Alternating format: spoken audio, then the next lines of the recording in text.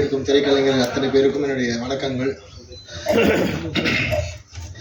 அரணம் சுத்தமான தமிழ் பேர், நிறைய அர்த்தம் இருக்குது அதுக்கு. தமிழில் பாதுகாப்பு, மதில், அந்த மாதிரி நிறைய அர்த்தங்கள் இருக்குது. நல்ல தமிழ் பேர் வச்சதுக்கு முதல்ல நன்றி பிரியன் சார்.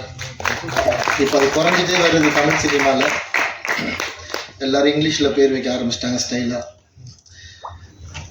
நிறைய இந்த மாதிரி சொல்கிறப்பவே பவர்ஃபுல்லாக இருக்க தமிழ் பேர்கள் இருக்குது, தேடி வைங்க. இயக்குநர்கள்கிட்ட நான் ஒரு கோரிக்கையாக வச்சுக்கிறேன் இந்த நேரத்தில். நான் இந்த படத்தோட இந்த ஃபங்க்ஷனுக்கு வந்ததுக்கு காரணம் பிரியன் சார் தான். அது இல்லாமல் என்னோட 2 அசோசியேட்ஸ் இருக்காங்க. என்னோட பிஆர்ஓ புவன் ஃபோன் பண்ணி, அண்ணா நீ வந்தே ஆகணும், பிரியன் சார் உனக்காக வெயிட் பண்ணுறாரு அப்படின்னு இவரே சொல்லிட்டாரு.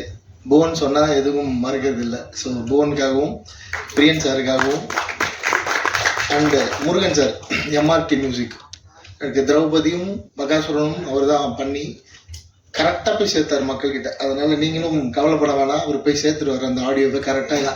எங்கே ப்ரமோஷன் பண்ணணுமோ அவங்க ப்ரமோஷன் பண்ணி அந்த பாடலை கொண்டு போய் சேர்த்துருவார். எங்களை மாதிரி மீடியம் பட்ஜெட் மூவிஸ்க்கு வந்து எம்ஆர்டி மியூசிக் வந்து ஒரு பெரிய வரம். நல்ல ப்ரைஸும் கொடுப்பாங்க, நல்லா சப்போர்ட் பண்ணுவாங்க. ஃபோன் பண்ணால் எடுப்பாங்க, பதில் சொல்லுவாங்க. தொடர்ந்து வாட்ஸ்அப் குரூப்பில் நம்ம டச்லேயே இருக்கலாம் அந்த ப்ரமோஷன் சம்மந்தமாக. மற்ற ஆடியோ கம்பெனிகளில் அது கஷ்டம், இந்த மாதிரி பட்ஜெட் படங்களுக்கு எடுக்க மாட்டாங்க ஃபோன். ரெண்டாவது, ஒரு படம் எடுக்கிறது எவ்வளோ கஷ்டம் அப்படின்னு எல்லாரும் சொல்லியிருந்தாங்க. உண்மையிலே கஷ்டமான விஷயம்தான். சந்தோஷம், ஒரு க்ரௌட் ஃபண்டிங் படம், தமிழ் சினிமாவோட 2வது க்ரௌட் ஃபண்டிங் படம் ஆடியோ லான்ச் வரைக்கும் வந்திருக்கு. நிறைய பேர் ட்ரை பண்ணுறாங்க. ஃபஸ்ட்டு என் படம் வந்ததில் எனக்கு ரொம்ப பெருமை. இது 2வது படம் ஆடியோ லான்ச் வரைக்கும் வந்துருச்சு. வர வெள்ளிக்கிழமையும் சார் ஒரு ரெக்வஸ்ட், இது அது இந்த சமயத்தில் கன்னியாகுமரி, திருநெல்வேலி, தென்காசி, தூத்துக்குடி, அந்த பக்கம் நாகர்கோவில் பக்கம்லாம் மழை அதிகமாக இருக்குது. ரொம்ப முக்கியமான ஏரியா மதுரையும் திருநெல்வேலி. ஸோ திருச்சி பக்கமும் கொஞ்சம் மழை இருக்குதுன்னு கேள்விப்பட்டேன். ஸோ 3 ஏரியா முக்கியமான ஏரியா மழை இருக்குது. ஸோ அதை பார்த்துட்டு இந்த வெள்ளிக்கிழமை ரிலீஸ் வந்து முடிவெடுங்க. முடியலன்னா கொஞ்சம் ஒரு வாரம் தள்ளி வாங்க. ஏன்னா நீங்கள் இத்தனை பேரோட உழைப்பு இருக்குது, இத்தனை தமிழ் ஆர்வலர்களோட உழைப்பு இந்த படத்துக்குள்ளே இருக்குது. இது மக்கள்கிட்ட போய் சேரணும். இது ஒரு நல்ல டைம் கூட எடுத்துக்கலாம் நீங்கள் இந்த வாரம் அப்படி மிஸ் பண்ணீங்கன்னா. ஏன்னா முழுக்க தமிழ் ஆர்வலர்கள் எல்லாம் இணைஞ்சிருக்கீங்க. இங்கே வந்து உட்கார்ந்தப்போ தான் அது வந்து இன்னும் டீட்டெயிலாக தெரியுது. நான் பிரியன் சார் எனக்கு சொன்னது ஒரு 10 பேர் சேர்ந்து படம் எடுத்திருக்கோம் அப்படின்னு தான் சொன்னார். ஸோ 10மே பாடலாசிரியர்கள், அதுவும் அவர்கிட்ட வந்து பயிற்சி பெற்றவர்கள். அவங்க ஒரு பாடலாசிரியரை கதாநாயகனாக இயக்குநராக உருவாக்கணுன்ற எண்ணத்தால் அவங்களோட சேமிப்பை கொடுத்து பண்ண படம்.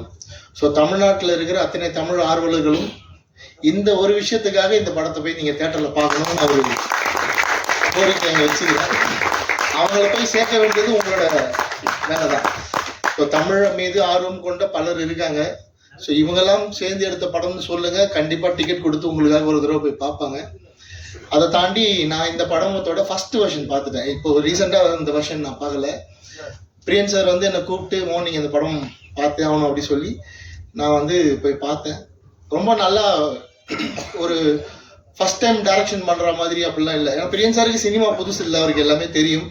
இருந்தாலும் ஒரு இயக்குனராக கதாநாயகனாக இருக்கிறப்ப அது ரொம்ப சிரமமான விஷயம். நம்ம மானிட்டர் பார்க்க முடியாது, நடிச்சுட்டு தான் போய் மானிட்டர் செக் பண்ணணும், டபுள் வேலை அது. அப்படி இருந்தும் ஒரு தரமான கதையை தேர்ந்தெடுத்திருக்காரு. பர்ஃபார்மன்ஸில், அவங்களோட லொக்கேஷனில், பட்ஜெட்டில் எங்கேயோ சின்ன சின்ன தவறுகள் இருக்கலாம். ஆனால் நல்ல கதை, நல்ல திரைக்கதையை தேர்ந்தெடுத்திருக்காரு. அதில் கண்டிப்பாக அந்த படம் ஜெயிக்கும், நிற்கும்.